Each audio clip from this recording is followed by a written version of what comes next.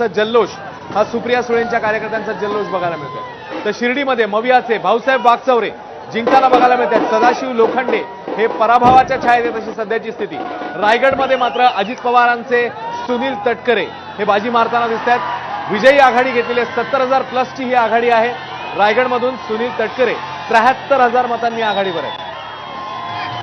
तर विजयी जल्लोष सगळीकडे सुरू झालेला आहे आणि हे आकडे महाराष्ट्रातले 31 महाविकास आघाडीचे आकडे हे शक्यतो एक्झिट पोलमध्ये सुद्धा अंदाज न आलेले आकडे होते आणि महाविकास आघाडी 30 आणि महायुती 17 असं सध्याचं महाराष्ट्रातलं राज्यातलं चित्र आहे। आणि भाजपच्या बाबतीत काय गणितं बिघडली आहे तर राज्यातली म्हणजे महाराष्ट्रातली गणितं नक्कीच बिघडली, उत्तर प्रदेशातली गणितं बिघडली, पश्चिम बंगालमधली गणितं बिघडली आणि यामुळे भाजप स्वबळावरती 100% भाजप 272चा आकडा मॅजिकल आकडा गाठू शकत नाहीये। सुनील तटकरे 73,000 मतांची आघाडी घेतात। नितेश राणे आपल्याला दिसत आहेत। कोकणातनं विजयी जल्लोष सुरू झालाय नारायण राणेंसाठी। खरंय, रत्नागिरी सिंधुदुर्ग आणि तिकडे रायगड दोन्ही ठिकाणी आता महायुतीचे उमेदवार आघाडीवर आहेत, विजयी आघाडीच्या दिशेने वाटचाल करतायत। सुनील तटकरेंची मोठी आघाडी आहे, 70,000 प्लसची ही आघाडी झालेली आहे आणि तिकडे रत्नागिरी सिंधुदुर्गमध्ये देखील नारायण राणे आणि त्यांचे समर्थक कुटुंबीय यांचा जल्लोष आपल्याला बघायला मिळतो। राणे समर्थक आणि त्यांचे कुटुंबीय जल्लोष करतायत कारण तिकडे देखील एक मोठा लीड, मोठी आघाडी घेतलेली दिसते।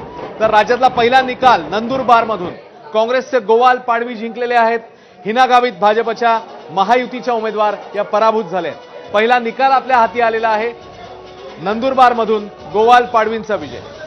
आणि या निकालाबद्दल आपण प्रतिक्रिया राजीव सरांची घेऊया। राजीव सर, ना राज्य ना देश, राज्यामध्ये महायुतीला अपेक्षित यश नाही, देशामध्ये भाजपला जो अपेक्षित आकडा होता त्यांचा 272ची मॅजिक फिगर सुद्धा स्वबळावर गाठता आलेली नाहीये। या आत्ताच्या चित्राबद्दल तुमची पहिली कमेंट? मला असं वाटतं की महाराष्ट्रामध्ये फार अटीतटीचा लढा होईल असं म्हणजे जाणवत होतं जेव्हाही आपण तर विजयी उमेदवाराची अपडेट आली म्हणून सॉरी थोडंसं थांबवते। पालघरमधला दुसरा विजय, भाजपचे हेमंत सावरा विजयी झालेले आहेत। भारती कांबळींचा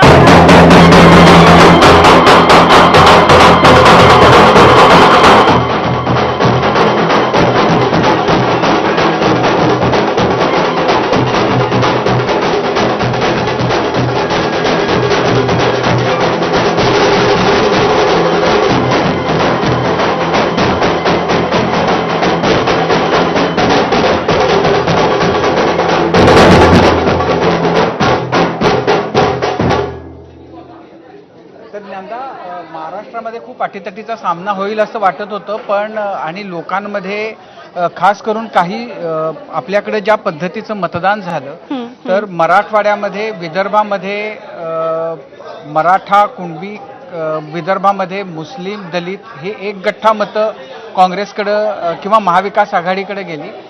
खरं तर असं म्हणता येईल की म्हणजे ज्या प्रकारचं मधल्या काळात वातावरण झालं होतं, एक अपडेट येते बिहारमधनं, आपण सर ती अपडेट घेऊया। बिहारमध्ये आपण बघतोय आताच्या घडीची मोठी अपडेट म्हणावी लागेल कारण नितीश कुमार हे उपमुख्यमंत्र्यांना भेटलेले नाहीयेत। बिहारच्या उपमुख्यमंत्र्यांना नितीश कुमार भेटलेले नाहीत सध्याच्या आकडेवारीच्या पार्श्वभूमीवर, अत्यंत मोठी घडामोड।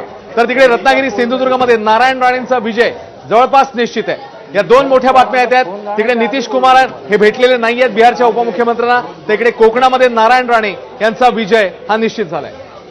या मुद्द्यासोबत मला आता त्या बिहारमधली अपडेट आली म्हणून विचारायचंय। 2019ची जी पायाभरणी महाराष्ट्रात झाली विरोधकांनी एकत्र येण्याची, शिवसेनेला बाजूला ठेवूया, पण त्याचेच कुठेतरी संकेत थोडेफार डोकावतायत आत्ताच्या निकालानंतर देशात। ते डोकावतायत आणि त्या दृष्टीनं प्रयत्न सुरू आहेत। शरद पवारांचं चंद्रबाबूंशी झालेलं बोलणं असेल, नितीश कुमार असतील आणि हे फ्लोटिंग पक्ष आहेत, ते आज इथं आहेत, उद्या तिथं असतीलच असं नाही, ते सकाळी जिथं होते तिथं संध्याकाळी असतीलच अशी काही त्यांच्याबद्दलची त्यांचा इतिहास तसा नाही आहे। आणि त्यामुळं जर भाजपला सत्ता स्थापन करण्यासाठी ह्यांच्याच वर विसंबून राहावं लागणार असेल तर हे त्यासाठी तसेच वागतील याची खात्री नाही। आपण बघतोय की या पूर्वीच्या काळामध्ये या दोन्ही पक्षांनी या पद्धतीनं आपल्या बाजू बदललेल्या आहेत आणि त्यामुळं आत्ता जे नितीश कुमारांनी केलं, जे आत्ता दिसतंय आपल्याला समोर, तर ह्या दोन्ही पक्षांच्या भूमिका फार महत्त्वाच्या ठरणार आहेत। आणि देशाच्या राजकारणाला वेगळ्या कलाटण्या त्याच्यामुळे मिळू शकतात, अशी आत्ताची नक्कीच स्थिती आहे. हा, सुरेश सर. असं आहे की चंद्राबाबू नायडूंवर आता देशाचं भवितव्य अवलंबून आहे, अशा प्रकारच्या क्लिप येत आहेत. वाजपेयींच्या काळात चंद्राबाबूंनी वाजपेयींना इतकं छळलं होतं की त्याचे जे सगळे जुने संदर्भ आहेत ते लक्षात घेता आणि मोदींचा एकूण स्वभाव लक्षात घेता मोदी आणि चंद्राबाबू हे जमेल असं काही चित्र मला या क्षणाला दिसत नाही. त्याच्यामुळे मी सकाळी पण बोललो होतो की हंग असेंब्ली आपलं हंग पार्लमेंटकडे जाताना दिसतंय चित्र, त्याच्यावर मी अजूनही कायम आहे. अजून निकाल यायला बराच अवकाश आहे, बऱ्याच ठिकाणी बऱ्याच फेऱ्या बाकी आहेत, त्याच्यामुळे चढ उतार होऊ शकतात. मला अजून एक सर विचारायचं होतं की भाजप पूर्णपणे बहुमताच्या जवळ नाही, म्हणजे एकटी भाजप जे 2014 आणि 19ला त्यांनी साध्य केलं होतं, मोदींचा चेहरा कायम राहील. ज्ञानदा, जर सत्ता स्थापन करण्याजोगी स्थिती आली तर नक्कीच मोदीच पंतप्रधान पदाचे उमेदवार असतील. मला या 3 निवडणुका जर आपण बघितल्या, 2014, 2019 आणि आत्ताची, 2014 मध्ये अशीच अपेक्षा होती की भाजप मोठा पक्ष होईल, भाजपला 272 जागांचं पुढं जाईल असं त्यावेळेला कुणाला वाटलं नव्हतं. 2019च्या निवडणुकी वेळेला असं वातावरण होतं की जर समजा जागा तेवढ्या मिळाल्या नाहीत तर मग काय होईल, मग गडकरी होतील का, मग कोण होईल वगैरे अशा स्वरूपाच्या चर्चा होत्या. पण त्याही वेळेला मतदारांचा आणि देशाच्या अपेक्षांच्या पलीकडे मोदींनी जागा मिळवल्या, सत्ता मिळवली.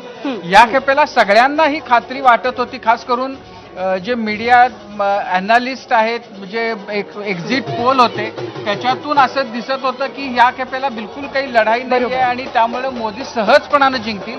तर 2014 किंवा 19चा जो निकाल त्यावेळेला अपेक्षित होता तो आता 2024 मध्ये प्रत्यक्षात आलेला आपल्याला दिसतोय. आणि अनिल देसाईंनी शुभेच्छांचा स्वीकार करायला सुरुवात केली. एक छोटासा ब्रेक आपण घेणार आहोत आणि ब्रेक नंतर पुढचे अपडेट एबीपी माझावरती कायम असतील. छोटासा ब्रेक.